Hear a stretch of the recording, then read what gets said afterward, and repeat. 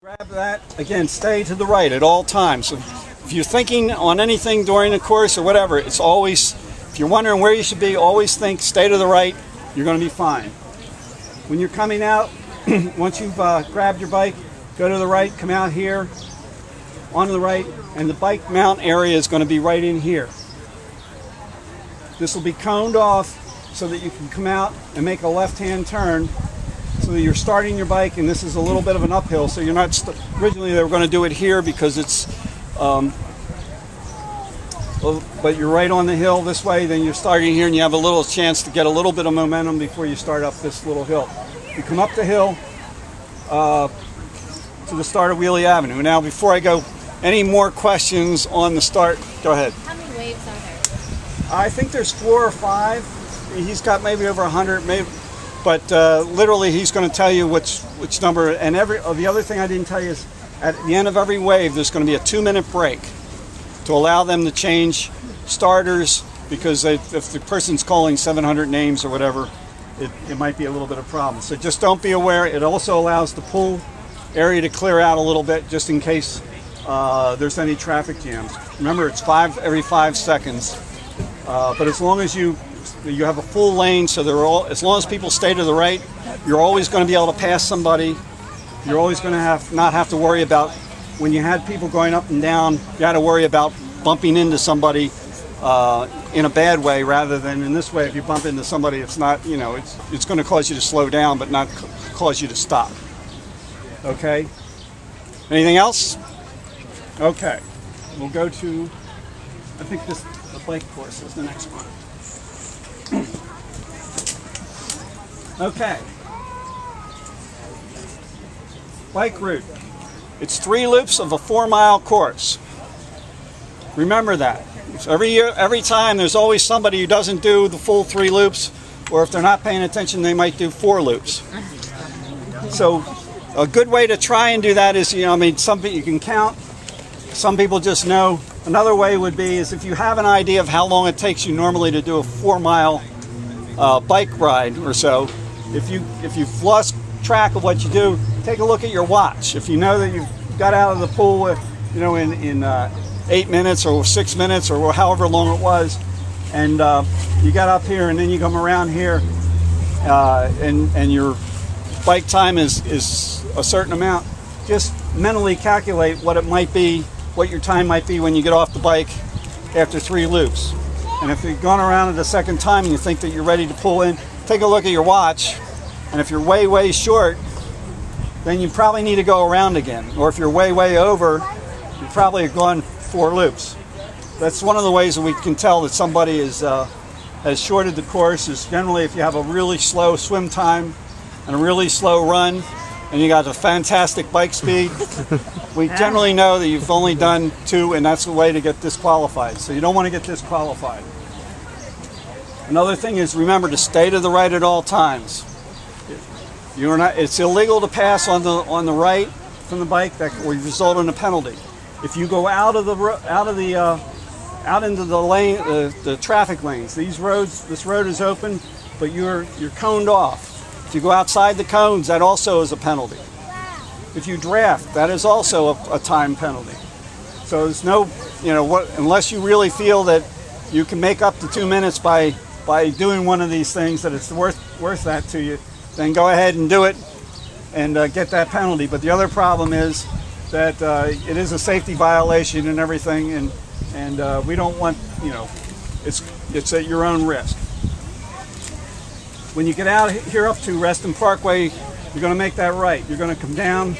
This is essentially flat until you get down close to Wheelie Avenue. And you're going to start, this is a downhill.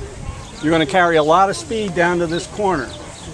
The biggest problem with this corner is this is not a 90-degree corner. This is about a 100-degree corner, maybe 110 degrees. If you're not used to it and haven't set up for that much of a turn, if you think it's just a regular corner, you're going to carry too much speed and you're going to get carried out into the traffic, or worse yet, you're going to try and overcompensate, cause yourself an accident. So you may want to slow down here. In fact, most people should. I recommend that you slow down. It's not worth the second or two you're going to gain have a chance, you know, to put yourself in a situation where you're going to have an accident. And again, stay to the, you know, be aware of what's around you, because when you get to these corners, you're going to have a lot of people that are either going to try and pass you, or you're going to come up on somebody. And if you're carrying too much speed, you might get into the corner, the turn faster than you think, and all of a sudden you got a bike right in front of you, and you're on their wheel, and there's somebody on your side, and you don't have anywhere to go. So. Are there any landmarks as you approach Wheelie to know that you're coming up on it? Well, it's only, I mean, this is a 4-mile course. It's only a mile up here. There's a traffic light there. Yeah, it's that fact. Yeah, there's only one traffic light between here and there, and that's at Center Harbor. There's a traffic light. That's so 2 traffic lights up. You got the you got the turn. But you're going to see, when you start picking up a lot of speed, and you see bicycles turning in front of you, you know that that's Wheelie. Okay, you're going to come up Wheelie. This is pretty much uphill, but not a steep uphill. It's more of a grade going up slightly. And you got a traffic light again at Center Harbor. Of course, you just go right through it. And then you're going to get a nice downhill here. Again, you're going to start picking up a lot of speed going down this hill. And it's going to be fun riding this part of the course, because you're going to feel like Superman or Superwoman going down this hill, because it's going to give you a lot of speed. And you're going to have all the speed into it. It's going to start uphill, again, right before this corner.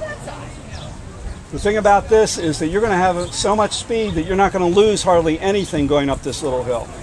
So you're going to be carrying a lot of speed into this turn, again. So, again, it's it's a 90-degree turn, but there's a lot of traffic on Barron Cameron in the morning. And if you carry too much speed into that corner, you're going to be carrying yourself out into traffic, and you don't want to do that. You have 2 lanes here. You have a warm-up lane and a regular lane. So you got enough room, but just be aware that when you see this traffic light again, there was a traffic light at Center Harbor, and the next traffic light is here. When you see that traffic light, just be aware that, again, if you carry too much speed through there, you're going to have to really compensate to keep from going outside those cones, and maybe even worse. So that's just something to remember. And again, once you make that turn, the hill that started here continues after the turn. So you're going to lose your speed real quick. But it's after the turn that you lose the speed. You're going to go up a little bit of a hill here, and then come back down a hill to the traffic light there by Lake Ann. After you get past Lake Ann, it's pretty much, it's a long uphill, up Barron Cameron, up here to where Home Depot is and whatnot. And if you're not really well trained, you're going to lose a lot of, you're going to think you've lost all your time there. So if you overdo it in certain parts of this course, in the early part, you're going to pay the price right here. When you come up here, again, this is a much sharper turn, but you're not going to have a whole lot of speed unless you're really a super athlete. So your turn here, they also have an actual turn lane there that's designated for cars to turn there. So the angle, even though this is much steeper than here, is not really, as long as the slower bikes stay to the right, no problem. And again, this is generally pretty flat.